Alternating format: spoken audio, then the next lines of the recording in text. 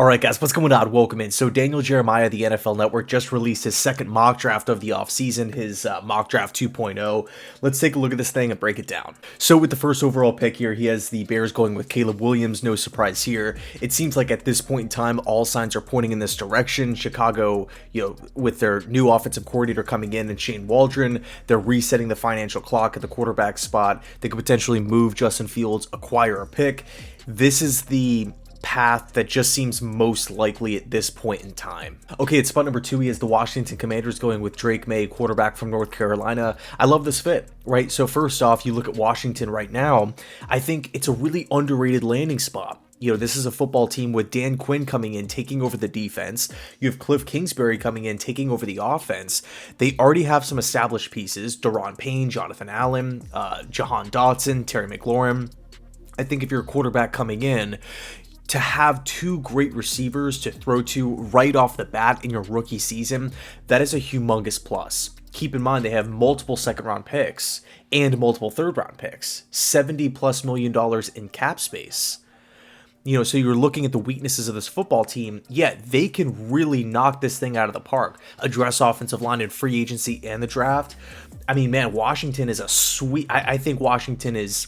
I don't think a lot of people are talking about Washington as, as an attractive... I mean, people weren't really talking about Washington as an attractive job with the whole, head coaching process. But either way, I think Drake May also fits the system too with Cliff Kingsbury, right? You look at the offensive coordinator / quarterback coach that he worked with at North Carolina, it was Phil Longo. Phil Longo came from the Mike Leach coaching tree.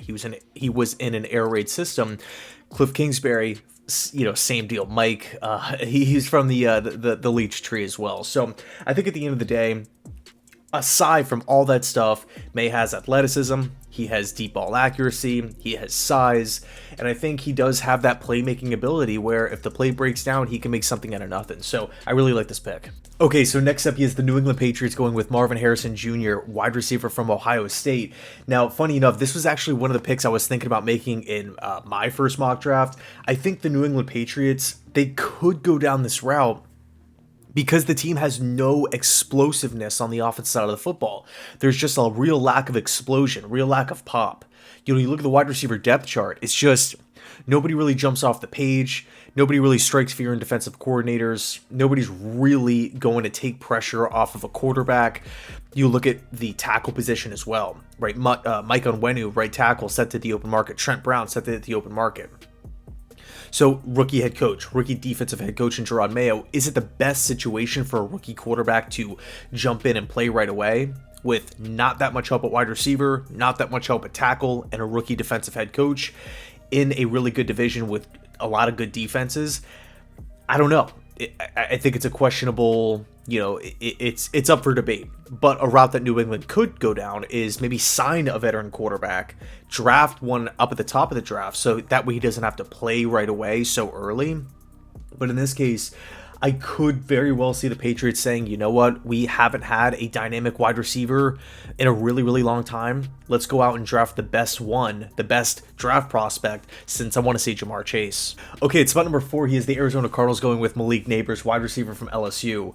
Obviously, Harrison has kind of been the consensus pick for Arizona, and I totally get the thought process with trying to get a wide receiver for Kyler Murray in this Cardinals offense, right? Of course, they need help there to begin with. Hollywood Brown is set to be a free agent. Neighbors is extremely explosive, great route runner. He can make plays deep down the field. I know it might be a little high for Neighbors, but I really like the pick. I'm seeing a lot of people, or I've seen some people maybe say Neighbors should go in that 9 to 12 range, 9 to 13 range, somewhere in there. But personally, I think Neighbors, for me at least, is like the clear-cut number 2 guy. So I am happy that he's still, ranked up here at the top of the draft. Next up, LA Chargers. He's going with, tackle from Notre Dame, Joe Alt. This is interesting because obviously the Chargers have a franchise left tackle in Rashawn Slater. Right? Rashawn Slater is not going anywhere anytime soon. So I guess the plan here is to play Joe Alt at right tackle. Okay, now On one hand, you can say, is it ever a bad plan for a win now football team to draft the best offensive lineman in the draft? No, probably not. But then on the other, it's the whole, do you draft a right tackle with a top 5 pick? Now, I kind of feel like that question or that debate is mitigated a little bit because they already have so many things figured out. They have their QB, they have a bunch of wide receivers, they have their starting left tackle, they have pass rushers. So from that angle, it does make sense. But what we know right now is that the Chargers are win now. They're not a young rebuilding team. They're not going to blow it up. They're not going to reload or anything like that. This is win now. Jim Harbaugh is coming in to turn this thing around immediately. So does Joe Alt help you day one? Does he make you a better football player day one? The answer is yes. Okay, wow. So next up, he has the New York Giants at spot number 6 going with quarterback from LSU, Jaden Daniels. I think, if Daniels is here, pick number 6, I could see the Giants being interested. The big question is Daniel Jones. Right, Daniel Jones obviously has a lot of guaranteed money. He's going to be he signed the 4-year deal pretty recently. He's a bunch of guaranteed money for this season, and then after this year, you can part ways. So that could be a nice, essentially like Jones could be a nice bridge quarterback for Daniels. Throw him out there for this season. Let Daniels learn. Let Daniels really absorb the Daboll system, and then take the reins over from there. With, you would assume a more built-up team in the start of 2025. That to me, I really, really like that idea, right? Daniels provides mobility. He has a really quick release. Obviously, the production is off the charts. Great teammate. He could hurt defenses in a lot of different ways. He could process really quickly, get to his check down. I like Jaden Daniels a lot. My problem here is with this pick with the Giants. They really need help at wide receiver. Granted, they can go out and target, tons of different veteran free agents. Gabe Davis, I feel like makes a lot of sense to reunite with Daboll. And of course, Neighbors is off the board here along with Harrison. But what if this season doesn't go as planned, right? What if Daniel Jones is out there struggling? What if Daboll gets fired? What if we have what if we have a 6-win Giant season? And Daboll gets fired, and now Daniels is, a young quarterback that hasn't really, we haven't really seen a big sample size from him. With a new head coach coming in, he would have to be okay with Daniels. I'm sure a lot of coaches will, but again, I think if maybe you're overthinking it, maybe I'm overthinking it here. I guess if you're the New York Giants and Jaden Daniels is on the board here, you could definitely make this argument. Okay, at spot number 70 is the Tennessee Titans going with Olu Fashanu, left tackle from Penn State. Love the move. I absolutely love the move. I think this is actually the easiest pick in the draft. The Titans, I mean, man, we all know that this team really needs help on the offensive line. And Joe Alt, of course, in this situation or this scenario is off the board. Fashanu pairing a high ceiling player, and by the way, he's going to have a lot of time to develop with Callahan coming in as a rookie head coach, to pair up him and right next to Skoronski at left guard. I mean, that could very well be in a year from now, one of the, if not the best young left tackle, left guard combos in the sport. So again, from Tennessee's perspective, I love the move here. Okay, wow, at spot number 8, he is the Atlanta Falcons going with Michigan quarterback J.J McCarthy. This is definitely like the most shocking pick so far. And I gotta say, right, the rise of McCarthy all of a sudden is crazy. A month ago, he was being talked about going in like round 3, round 2.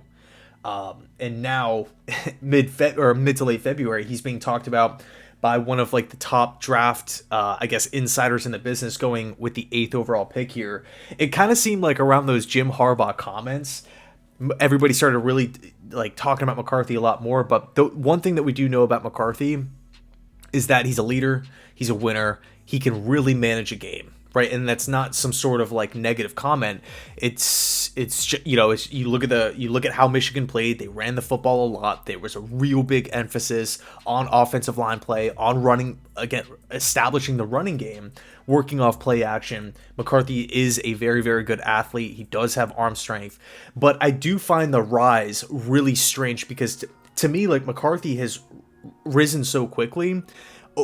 like normally I feel like you would rise, okay, once the season ends and people kind of judge you based off of the season, and then the draft process starts, the senior bowls, the combine, the private workouts, the pro day. Then you got teams going back and rewatching older stuff and whatnot, and then over the weeks and months you're seeing a slow gradual climb. But again, with McCarthy, it just seems like he shot up from a mid-round pick to a top 10 pick here in a month. So McCarthy going to the Falcons, according to Jeremiah. At spot number 9, he has the Bears going with Rome Odunze, wide receiver from Washington. Love the pick here. I think he would be a nice complement to DJ Moore. Odunze, in my opinion, is a high floor player. Consistent is he week in, week out, Odunze produced. And granted, Penix, Washington overall, they always produce, right? Their offense really always put up a ton of great stats and great, points and whatnot. Had a lot of great moments, but I think Odunze was a big part of that, right? He has size, he has good hands, red zone threat. I think if you can add Odunze, again, next to DJ Moore with your rookie quarterback, Caleb Williams, it's a good pairing. And then last but not least, the New York Jets here at spot number 10, Taliese Fuaga, right tackle from Oregon State. Love the pick. I absolutely love the pick here. Fashanu's off the board. Joe Alt is off the board. The Jets have got to fix the offensive line. Joe Douglas took over in 2019. There was offensive line problems. It's 2024. There's still a lot of offensive line problems. Fuaga, in my opinion, would come in as a high floor, high ceiling player. Instant upgrade right off the bat. This is not an exaggeration. If Fuaga was a Jet today, he would be the best tackle on the team. So whenever you're at this area, right, picking 10th, drafting the third best tackle in the draft, and he could be your best one, yeah, that to me is a home run. That to me is a home run, and that should also say something about the current state of affairs of the Jets' offensive line. Now, of course, there's free agency and whatnot. The Jets better add some players, through the free agent market. In my opinion, I want one starting tackle. I want one depth tackle. And then, of course, with this 10th overall pick, I'm fully focused, locked in on another tackle. So 2 starters, one in the draft, one in free agency, and then you have your one backup, in my opinion, left tackle, probably a David Bakhtiari. And then at right tackle, you can hope that either Carter Warren or Max Mitchell rises to become that solidified backup right tackle here. But that's gonna do it for the top 10 here in Daniel Jeremiah's mock. Let me know your thoughts down below, and as always, go Jets.